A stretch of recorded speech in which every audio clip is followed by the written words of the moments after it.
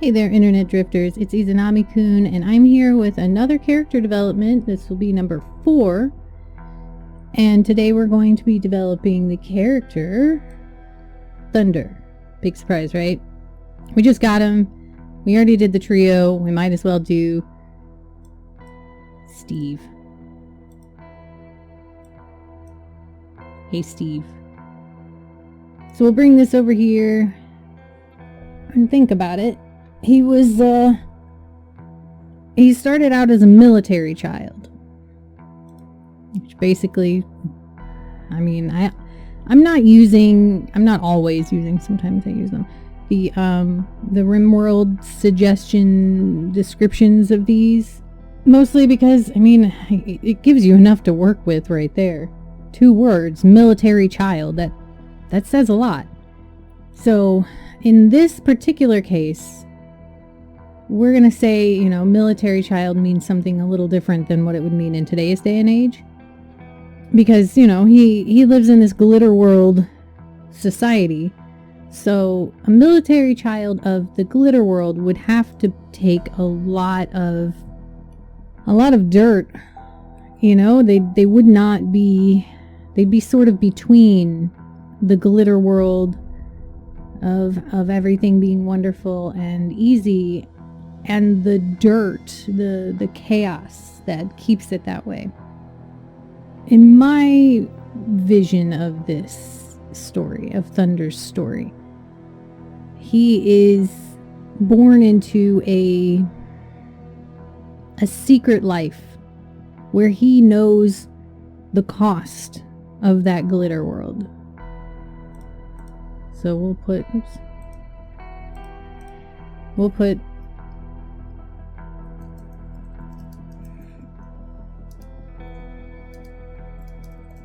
grew up knowing the cost of glitter world.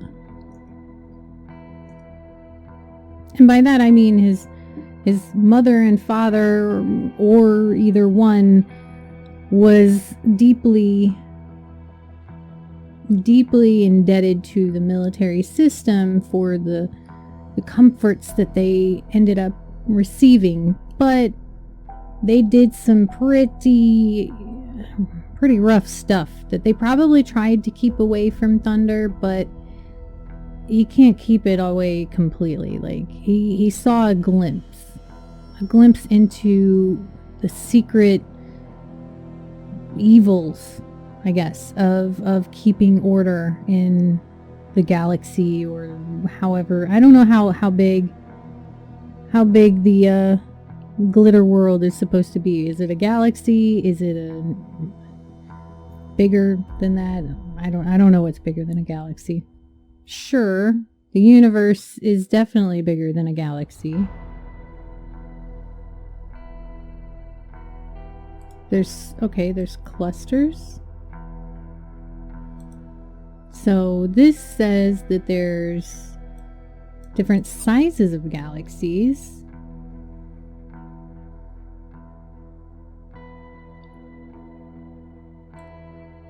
Boss Great Wall. That sounds scary. And then there's super clusters, which is apparently a bunch of galaxies held together by hot gas or something. Sure. Okay, so galaxy, supercluster, whatever. I think there should be something in between there, but I suppose we don't really have words for that yet because we haven't started space traveling. I'm sure somebody has a word for it. Sci-fi does exist. But for right now, we'll just say it's a galaxy. Just simple, easy. It's one galaxy with lots of solar systems. I'm sure that we can make a story enough from that. But who's it going to be? Are we going to say it's his mother, or are we going to say it's his father? Or are we going to say that it doesn't matter and just move on? No, of course it matters. It always matters. I'm going to say it was his mother. And the reason for that is because he became a programmer, a lazy programmer at that. I think he was devoid of a father figure. So I'm going to say his mother was in the military, probably intelligence, although she could have been a soldier. So we'll keep that. Not sure where she would be. Although he's more intellectual, so yeah, I'm gonna say in intelligence.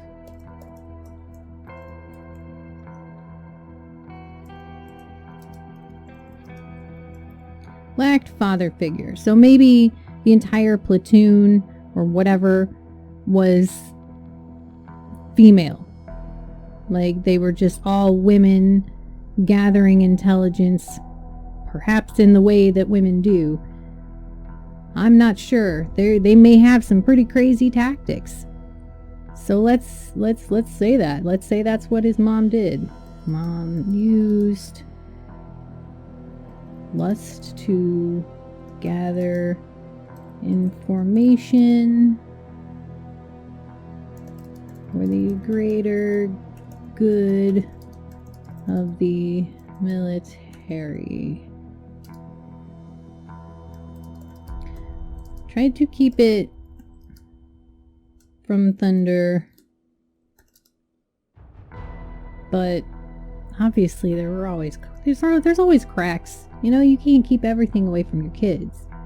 But he saw enough to know glitter isn't without its shadows. We've summed up his childhood and what really screwed him up there, and in his adulthood he decided he was going to become a programmer.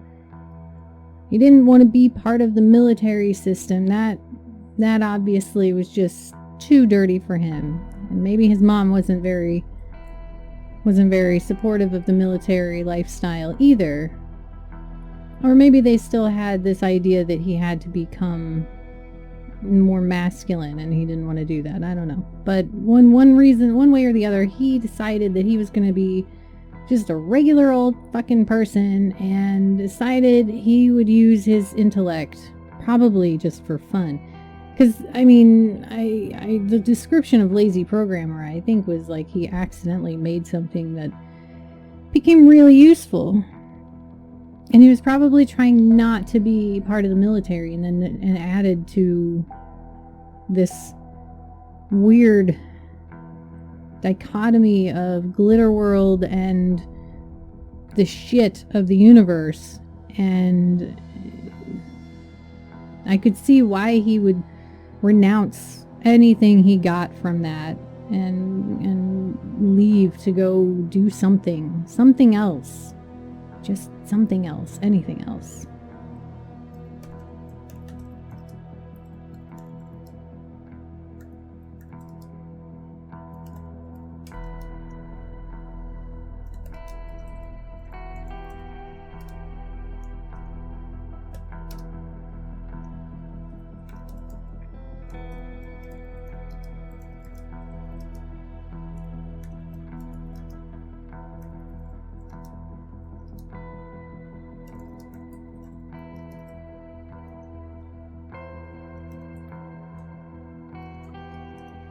Okay, so he went to explore the galaxy. I guess living in that kind of lifestyle, he probably has a black thumb. Or is it a brown thumb? Whichever one it is that makes it where you are like opposite of a green thumb and make things just die. And so he just decided, you know what, I'm just not going to work with plants. The mining aspect, I don't know why wouldn't he be able to mine?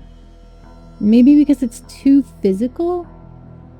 Requires intense physical exertion. He has this creepy breathing thing. I think he has some kind of like undiscovered and non-fatal lung disorder that maybe isn't apparent in any other situation, but like mining, you have to like swing the pickaxe, and maybe that is just too much. He cannot handle that. Like maybe his lungs are too small for him or something. I don't know. Well, it's definitely not a health problem that he has in the game. So we'll say that it has something to do with his breathing that he can't mine for now until we find something better. That sounds like it kind of wraps him up, but I like there to be some kind of story, you know? We write notes about where we see them coming from and who we see them as being. He's obviously seen something bad because he's got some experience in medical. We don't know what that is, but maybe it had to do with his mother? Maybe his mother brought in another Secret Service-y feminine agent and she had been discovered or something. Maybe she was wounded. Maybe she got raped. And he maybe took over trying to care for them a little bit. Yeah, I think I'm going to go with that. And actually, we'll go with that part of the story because that would be a great reason to become completely disillusioned with everything.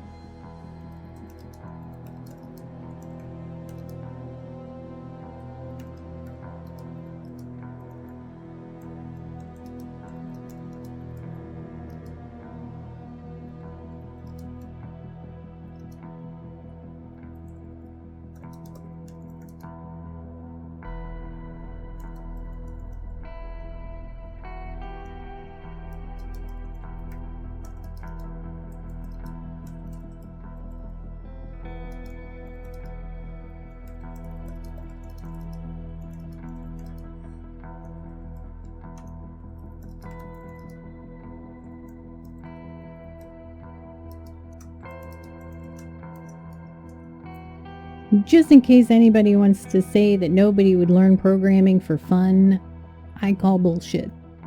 It would definitely happen.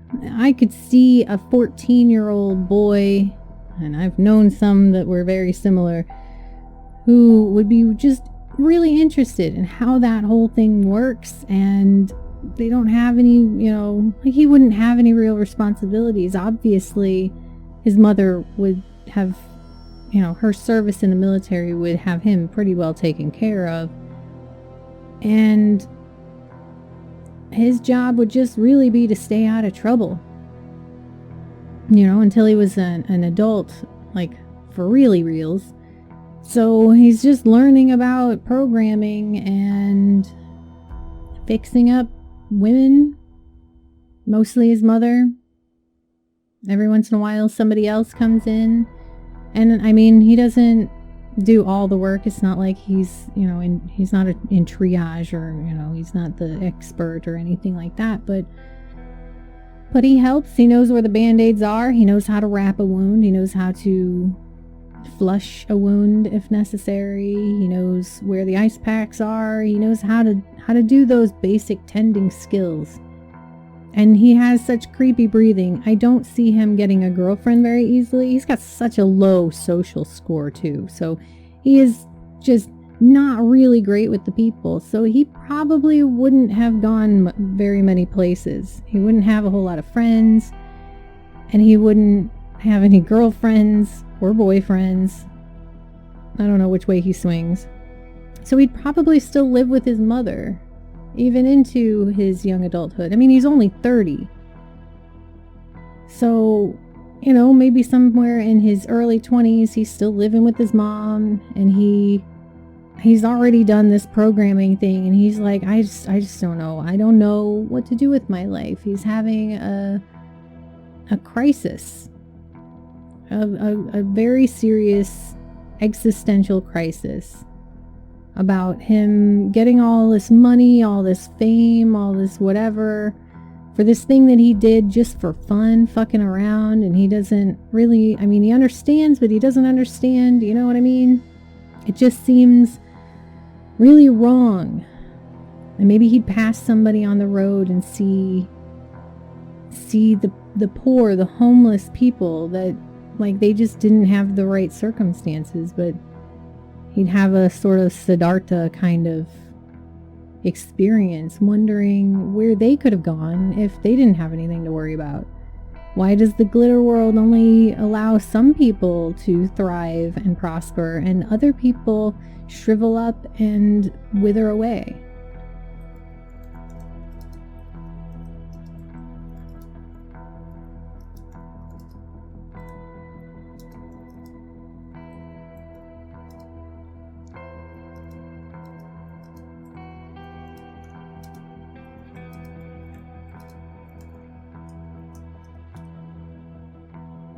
And then one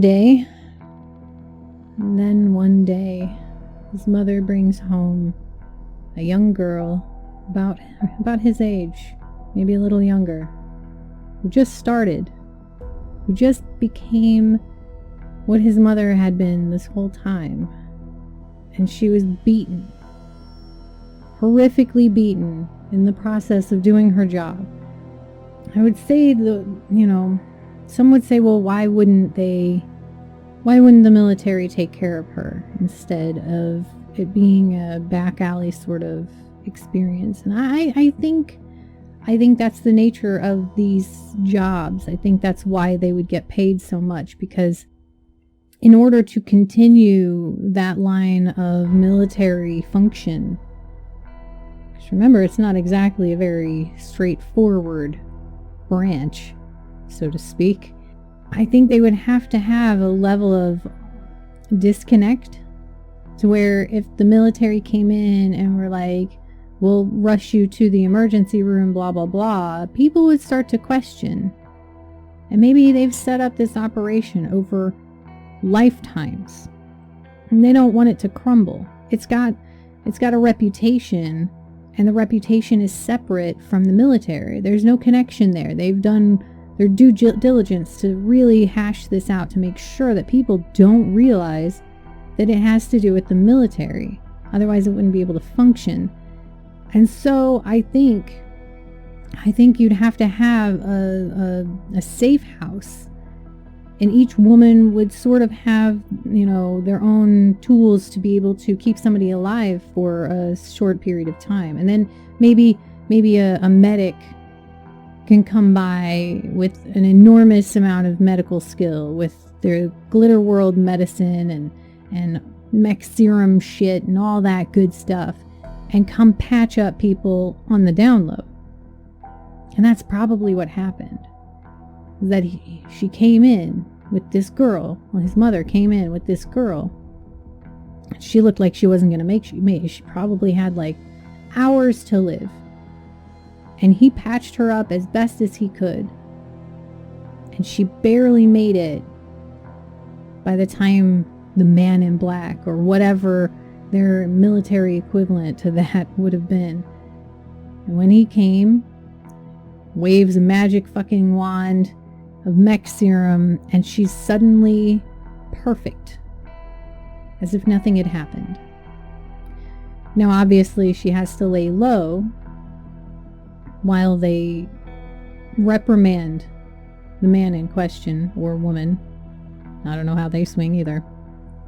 But I think seeing that kind of devastation and then selective rejuvenation, I think that would probably win him over to just saying, fuck all of this.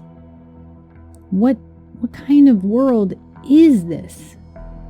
Not that he would think that the girl deserved to die, but that maybe he had watched some homeless guy wither away until he died. And where was the military then?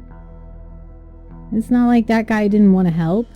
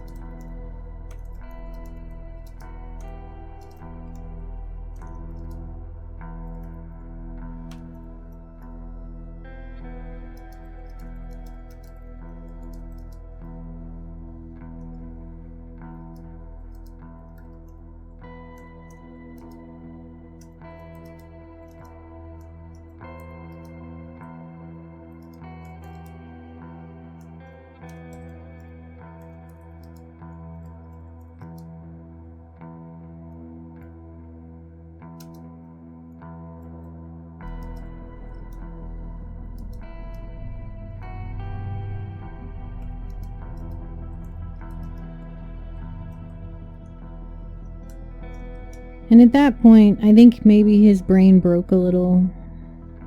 And he said, I don't want to think about this anymore.